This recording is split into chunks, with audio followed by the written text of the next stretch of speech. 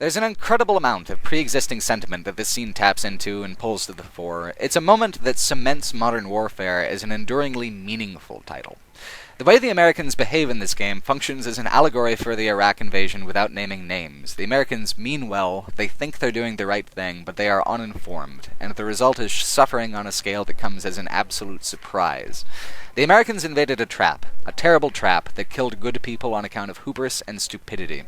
This is explicitly what plays out within the narrative of modern warfare, but it's also how many Americans came to interpret the events of the Iraq War.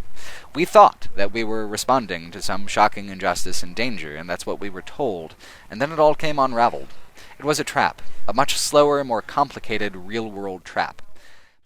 I mean, that's expected, because you still have people whose opinions I otherwise respect will say things like Call of Duty 4 is anti-war because of the nuke scene, which is, like, just a baffling idea in itself. Right.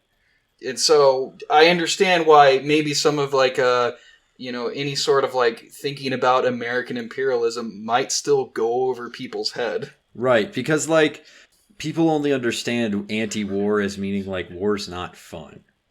Yeah, without talking about specific things. Right, because, like, the nuke scene in Call of Duty 4. War is hell. War is hell. That doesn't mean war is bad. And or it also not necessary. It also doesn't mean we're not still the good guys. Right. Like, this is why I don't want to rant about, like, Platoon or something.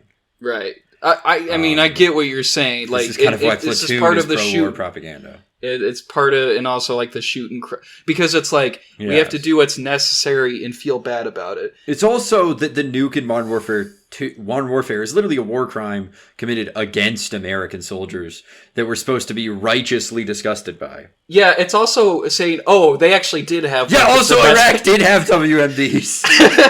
Like, it's so fucking crazy that so many people like don't talk about that really basic. That really basic thing that the country we're invading is so clearly Iraq, and the fact that part of the premise of that scene is they really did have a nuke. It's so awesome, and you're right. It is just to make them bad. Like, right, we're supposed to be horrified by the suffering of our brave soldiers. Like, and that's not like.